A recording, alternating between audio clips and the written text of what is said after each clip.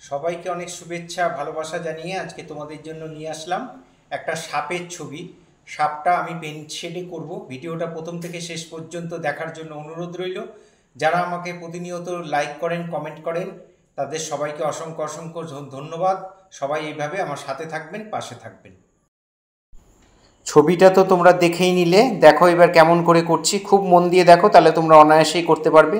একটা নারকেল গাছের মধ্যে রয়েছে, নারকেল গাছটার প্রথমে দুটো দাগ দিলাম, দাগ দিয়ে নারকেল গাছের দুটো দাগ দিয়ে এইভাবে আমরা এই দাগটা দিয়ে তারপরে এটাকে আবার এইভাবে ঘুরিয়ে দিলাম। ঘুরিয়ে দিয়ে সাপের পেটটাকে এঁকে আমরা এই পরপর পাট পাট করে কেমন করে আঁকছি, খুব মন দিয়ে দেখো, তাহলে অনায়াসেই তোমরা করে ফেলতে পারবে। এই হয়ে গেল।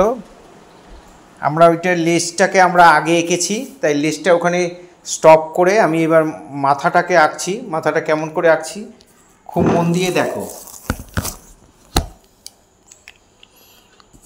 এই হয়ে গেল মাথাটা আঁকা। এবার আমরা বডিটাকে দুটো পার্টে, যে উপরে যে শিকদাঁড়াটা মানে পিঠের উপরে অংশটা, সেটাকে আমরা মাঝখানের লাইনটা আমরা টেনে দিলাম।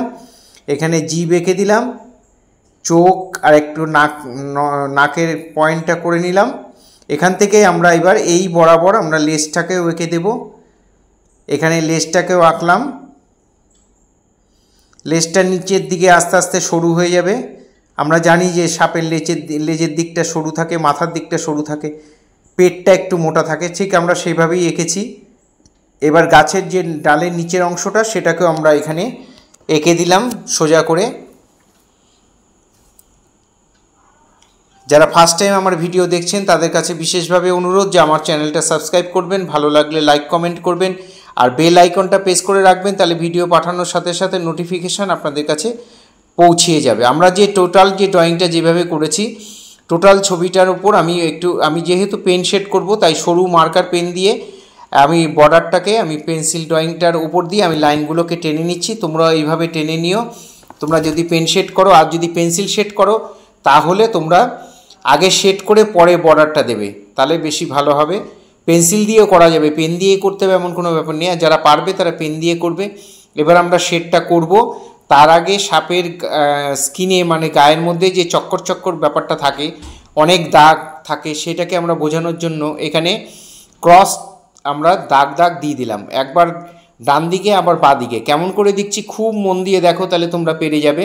আর পিঠের যে মানে সাপের যে বডির অংশ, উপরের যে শিরাটা মানে উপরের অংশটা, সেটা বোঝানোর জন্য এখানে ডবল লাইন করে দিলাম, মাঝখানটা ফাঁকা রেখে দিলাম।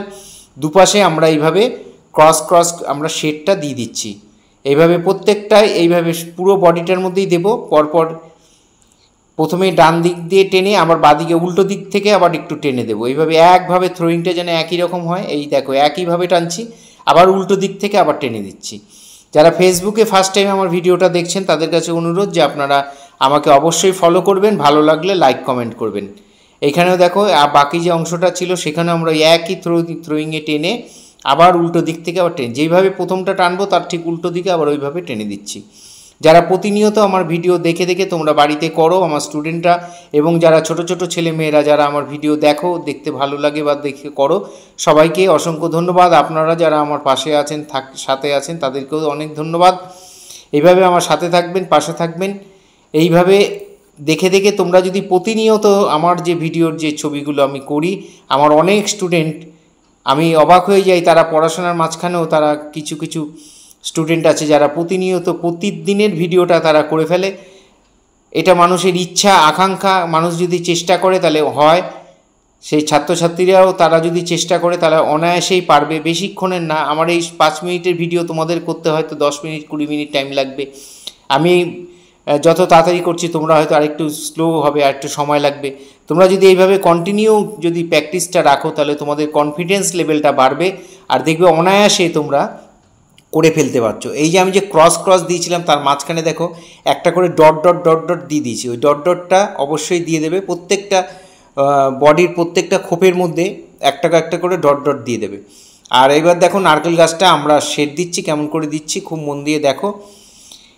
তাহলে তোমরা বাড়িতে করে ফেলতে পারবে। এইভাবে আমরা একইভাবে দিচ্ছি থ্রোয়িংটা। আর এই যে সাপের আর নারকেল গাছের এই ডিফারেন্সটা বোঝানোর জন্য যেখানে যেখানে সাপটা নারকেল গাছটাকে জড়িয়ে আছে সেখানে সেখানে আমরা ডিপ করে দিয়েছি, খুব ডিপ করে দিয়েছি, যাতে সাপটা উঠে আসে।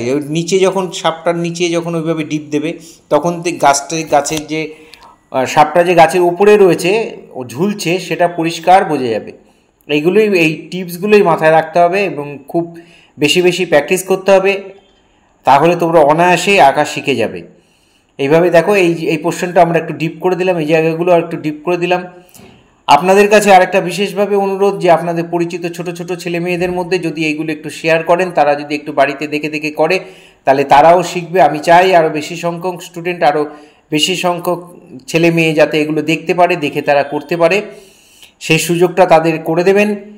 আবার সবাইকে অনেক ভালোবাসা জানিয়ে আজকে এখানে শেষ করছি।